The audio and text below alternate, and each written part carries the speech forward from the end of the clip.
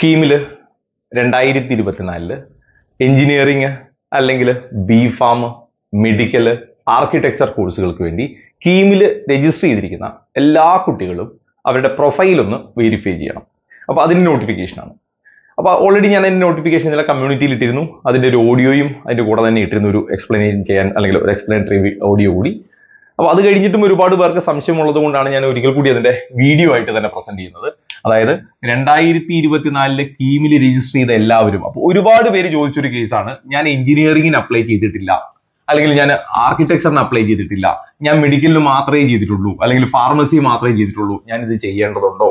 അപ്പോൾ കീമില് എഞ്ചിനീയറിംഗിന്റെ എക്സാം എഴുതി എഞ്ചിനീയറിംഗിന് അപ്ലൈ ചെയ്തവരും, നാറ്റ എക്സാം എഴുതി ആർക്കിടെക്ചറിന് അപ്ലൈ ചെയ്തവരും, നീറ്റ് എക്സാം എഴുതി മെഡിക്കൽ അപ്ലൈ ചെയ്തവരും, കീമിന്റെ പേപ്പർ 1 എഴുതിക്കൊണ്ട് അല്ലെങ്കിൽ ഫാർമസി ഫിസിക്സ് കെമിസ്ട്രി എഴുതിക്കൊണ്ട് ഫാർമസിക്ക് അപ്ലൈ ചെയ്തവരും എല്ലാവരും എന്ത് ചെയ്യണം? അവരുടെ പ്രൊഫൈൽ വെരിഫൈ ചെയ്യണം. ഇത് ഒരാൾക്ക് പറഞ്ഞിരിക്കുന്നതല്ല, കീമിൽ അപ്ലൈ ചെയ്തിട്ടുണ്ടോ നിങ്ങൾ നിർബന്ധമായിട്ട് ഇത് ചെയ്യണം. ഓക്കെ, ഇനി അതിനുള്ള സമയം എപ്പോഴാണെന്ന് ചോദിച്ചു കഴിഞ്ഞാൽ ജൂലൈ 16 തീയതി വരെ മാത്രമാണ് ഇതിനുള്ള സമയം. ജൂലൈ 16 തീയതി 11:59 PM വരെയാണ് ഇതിനുള്ള സമയം. രാത്രി 11:59 വരെ അതിന് സമയം ഉണ്ടാവും, അതായത് ഏറെക്കുറെ 12 മണി വരെ. അപ്പൊ ലാസ്റ്റ് ഡേറ്റ് ജൂലൈ 16 അതിന് മുമ്പ് ചെയ്യണം. അപ്പൊ അതിന് എന്താണ് പ്രൊസീജിയർ എന്ന് ചോദിച്ചാൽ, ഒന്ന് c.kerala.gov.in എന്നുള്ള സൈറ്റിൽ നിങ്ങൾ എൻ്റർ ചെയ്യുക, അല്ലെങ്കിൽ നമ്മൾ സാധാരണ ആപ്ലിക്കേഷൻ വേണ്ടി കയറുന്ന അതിൽ കീം 2024 കാൻഡിഡേറ്റ് പോർട്ടൽ നമുക്കറിയാം.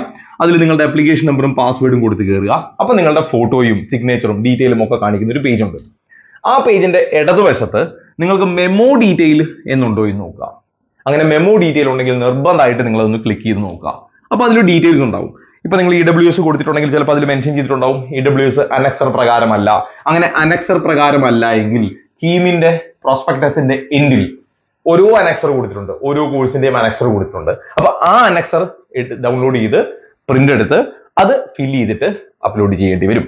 അപ്പോൾ അത് EWS ആണെങ്കിൽ വില്ലേജിൽ നിന്നാണ്, അത് SC/ST കമ്മ്യൂണിറ്റികളുടെ ഡീറ്റെയിൽ ആണെങ്കിൽ അത് താലൂക്കിൽ നിന്നാണ്. അതൊക്കെ നമ്മൾ ആദ്യ വീഡിയോയിൽ തന്നെ പറഞ്ഞിരുന്നു. അപ്പൊ എന്താണോ ഡിഫക്റ്റ് അത് അല്ലെങ്കിൽ റെക്ടിഫൈ ചെയ്യണം.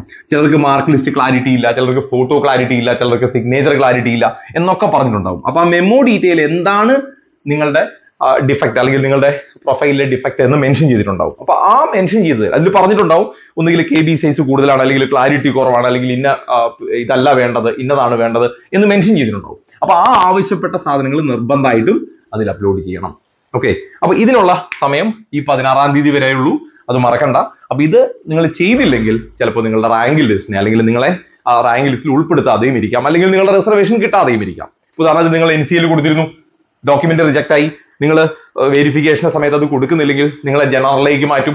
ഓക്കെ, അപ്പൊ അങ്ങനെ റിസർവേഷൻ ക്ലെയിം ചെയ്യാനും നിങ്ങളുടെ ഡോക്യുമെന്റ് അല്ലെങ്കിൽ നിങ്ങളുടെ പ്രൊഫൈൽ ക്ലിയർ ആണെന്ന് ഉറപ്പിക്കാനും എല്ലാവരും നിർബന്ധമായിട്ടും ഇത് ചെയ്യുക. അപ്പോൾ ഓൾമോസ്റ്റ് ഞാൻ എല്ലാ കാര്യങ്ങളും പറഞ്ഞിട്ടുണ്ട്. ഇന്നലെ ഞാൻ അതിന്റെ ഓഡിയോ കമ്മ്യൂണിറ്റിയിൽ ഇട്ടിരുന്നു. ഇനി എന്തെങ്കിലും ഡൗട്ട് ബാക്കിയുണ്ടെങ്കിൽ ഞാൻ എൻ്റെ നമ്പർ കൊടുത്തിട്ടുണ്ട്, അതിലേക്ക് വാട്സപ്പ് ചെയ്താൽ മതി. ബാക്കി ഡീറ്റെയിൽസ് കമ്മ്യൂണിറ്റിയിൽ ഇടാം. എൻട്രൻസ് സംബന്ധമായ വാർത്തകളും അപ്ഡേഷനുകളും ഏറ്റവും വേഗം ആധികാരികമായി അറിയാൻ സബ്സ്ക്രൈബ് ചെയ്യുക, ബെൽ ഐക്കൺ അമർത്തുക. ഈ വീഡിയോ മറ്റു സുഹൃത്തുക്കളിലേക്കും ഷെയർ ചെയ്ത് നൽകുക.